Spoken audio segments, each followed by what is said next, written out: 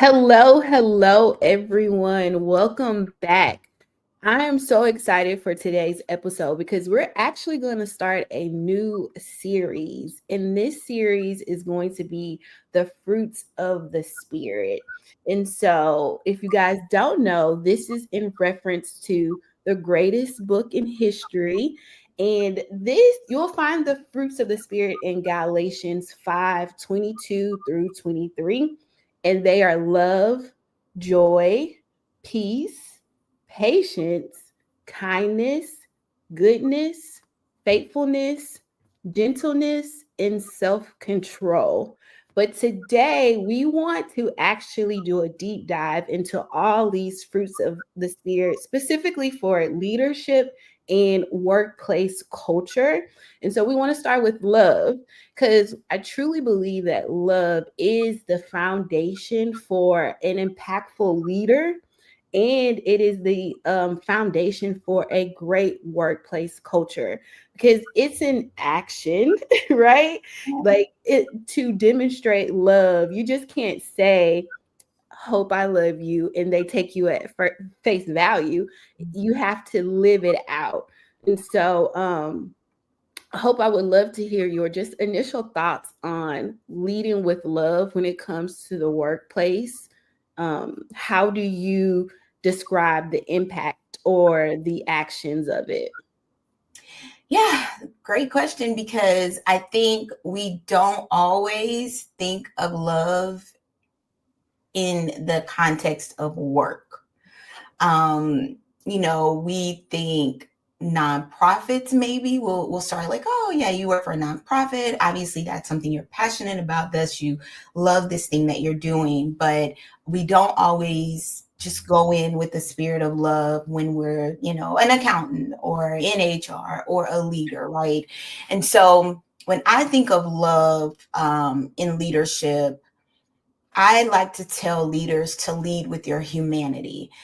Sometimes I'll say that because I'm even cautious of using the word love because I don't know what your relationship with love is and what Yeah. that looks like. And you might look at love as more of an intimate thing that you share amongst a friend or a family member, when love should be for people, right? Or things too, right?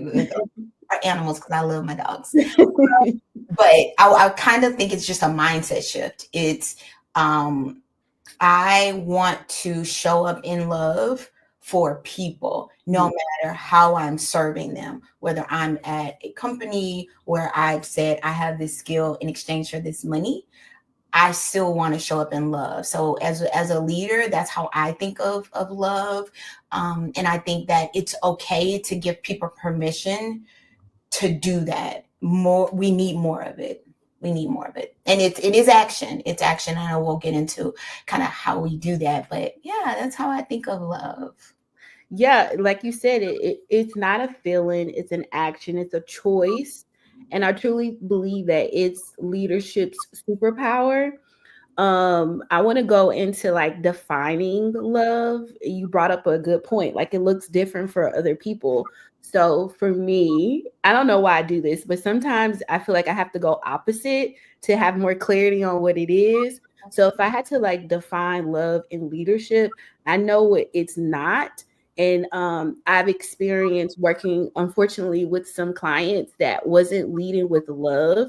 They will say things like, they're just here to do a job.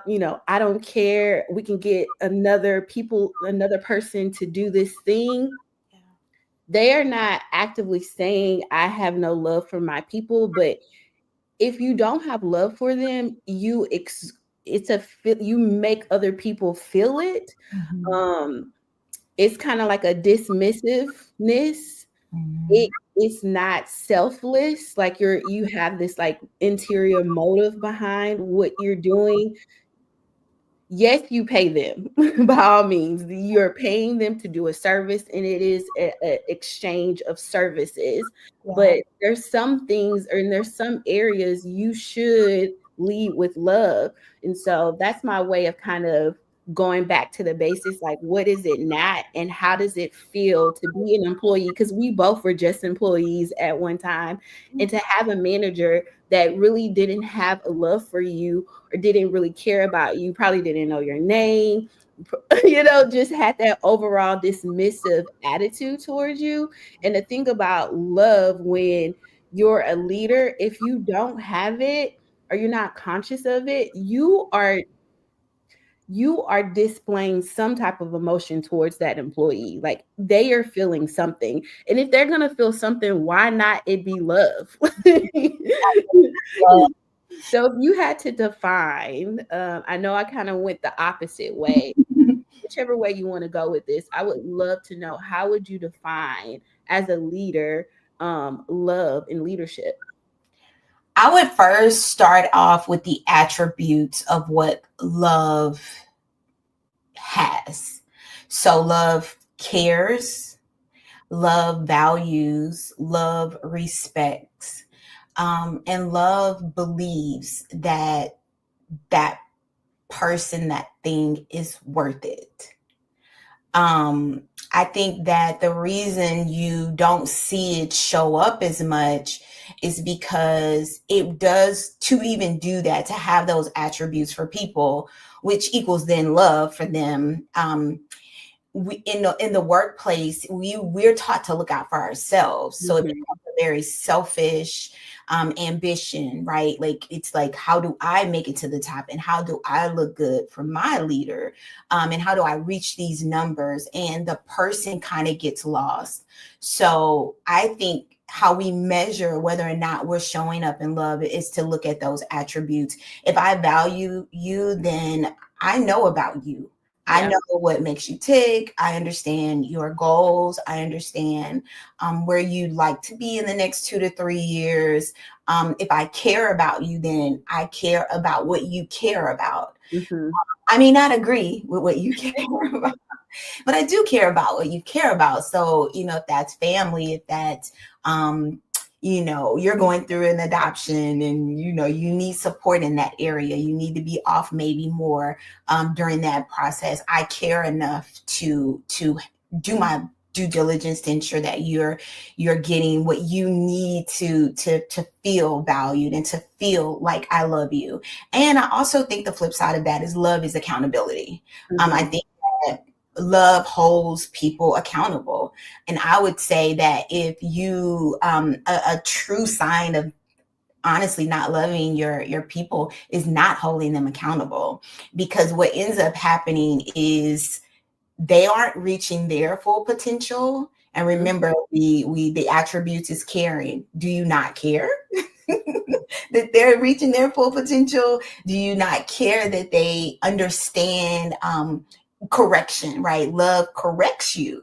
You know, mhm, I always think about, I have a daughter and she's a grown woman now, and I'm mhm, still like guiding and correcting, because at the end of the day, I love you. And I'm not just going to say anything to you, because I really want you to, I want you to win at life. I want you to be an amazing human. So that's how I look at it. I know that was a whole lot, but that's yes, how I look at it. And I also think when we refer to the greatest book of the world, the Holy Bible, I think we just see that. Like, even if you're not into the Bible, if you just read the Bible, you can see leaders leading. You can also see leaders failing, and you see mhm, areas in which they're failing, and they do have selfish ambition that shows up. And so I think we could learn from the Bible too. mhm. That's really good. I want to talk about love in action, and like what it looks like. And I do have like two examples. I think about when we had our intern KJ. Shout out to KJ. She's doing bigger and better things. But I think about the conversations that we would have sometimes during our one-on-one, and I would always let her know, like, I want you to be better than me. I am going to be stern and a little bit hard on you, because when you go on from Vo, you need to be the best representation of KJ when it comes in the HR world. And so I was able to tell her, like, if I'm correcting you, it's because I want to make you better. And there's some things that you're just not aware of, how you're doing certain things when you're looking on camera or when you're presenting documents. Like, this is me demonstrating love. And then the other example I had is with our current HR support, Shane. I recognize the things that, like, it's like those nonverbal things when Mm. we're going through certain tasks or something. Like, if she gets excited about something, I'm like, okay, you like this. I'm gonna give you more of these tasks because, first of all, you did it with excellence. You turned it around so fast because you actually enjoy doing it. And that's something that leaders have to pay attention. Like, if you're just checking off the box and like, you need to do this task, this task, this task, but you're not even looking at Hope, or if virtual or in person, like, their eyes twinkled or their voice got louder, they start getting more animated. This is something that they truly enjoy doing. So how about we lean into that? And that's like a form of love and action. Like, okay, I see you like PowerPoints, Canva. Let's give you some more of that. It may not be your main duty, but I want you to enjoy this work environment as well. And so, Hope, do you have some other ways that you can share that either you have expressed love or you've seen love in action? Yeah. So I mean, these are things that are so practical, like we know it. We know these things, but I'll just say it for the sake of saying it. Active listening. We need to listen. To your point, like, and I, mentioned it earlier too. Like, I need to know what makes you tick, like what makes you excited. And we have to pay attention. We can't just be doing the checklist. And I think leaders need to spend more time recognizing that and then celebrating it.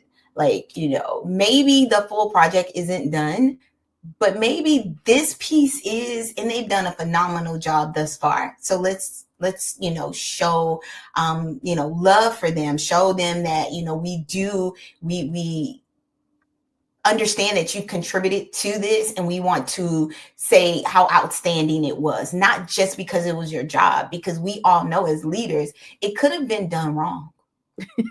It could have been done wrong. A lot Yeah. of stuff is done wrong. So if it is a great PowerPoint design, say that, you know what, that was amazing. Thank you so much. I see you put in more effort, right? Or I see that, you consistently do great in PowerPoints. That may be a continual education thing for them. Maybe maybe they're in HR and they need to be, maybe shadowing with the communications team or the marketing team because they, would work on the newsletter or something like that. So you think of ways of how you can put them in position for success. And then the biggest one is empathy. Not sympathy, but showing empathy. Empathy says, I understand. I know what it feels like to not succeed in something. I know what it feels like to, be the new kid on the block. I know what it feels like to have tenure and feel like you've been lost in the system. I like to say leadership is one of those areas that is very selfless, and dare I say servantship. But as a leader, you're on the bottom. You're not on the top. I know you feel like you're on the top because you have, this hierarchy and you have that org chart, but actually your job is to serve. So you're on the bottom. And if we can remember that we are on the bottom. So Yeah. if you're on the bottom, that means everyone else is then standing on your shoulders. Mm-hmm. It's requiring you to be a very strong foundation. And don't get me started on like how to build things. Not that I know, but I have insight on. I'm always thinking of a house or construction and how the concrete is the foundation. And it is literally it has to be the most stable and the most solid. That's what you have to be as a leader. And the first ingredients to building that concrete is love. Okay, so I have one more question that I definitely want to ask you, because I feel like this is something that a lot of people struggle with when we're telling leaderships to lead with love. So, how do you approach it? Because sometimes they don't want to be seen as soft, or I am in that balance between being a strong leader and a soft leader. So, if we're telling leadership that it is best and it to lead with love, how do they handle that misconception of being viewed as a weak leader? That's good because that is what we make love out to be, soft. And love is actually extremely strong. So the foundations of love, when we think about it, it is trust, it is being loyal, and it's resilience. Mm-hmm. None of those things are soft. So the misconception actually lies in, if I love you, then I let you have your way. Mm. And that's not true. Just like it's a mindset shift. Love holds you accountable. Love builds trust. Love builds loyalty, and love is resilient. All of those things are flexible. Trust is the foundation. I'm going to be transparent, tell you the truth. I'm going to tell you when things aren't right. I'm going to tell you when I don't know.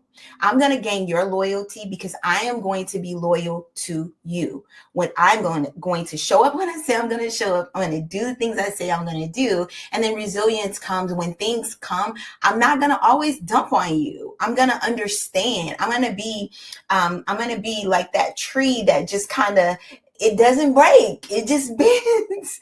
It bends. And I am going to hold you accountable. Resilience is about that too. Hey, things are tough. You know, maybe the team is lean. Mm-hmm.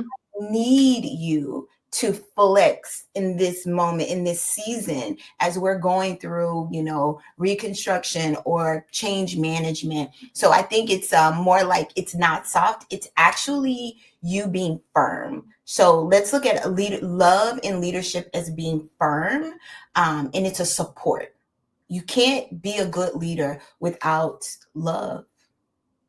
I, that was so good. Okay, so just some takeaways from this conversation. Love is about service, empathy, action, firm. We just learned that it's firm. Some practical tips is about active listening, giving recognition, and of course, leading with that love.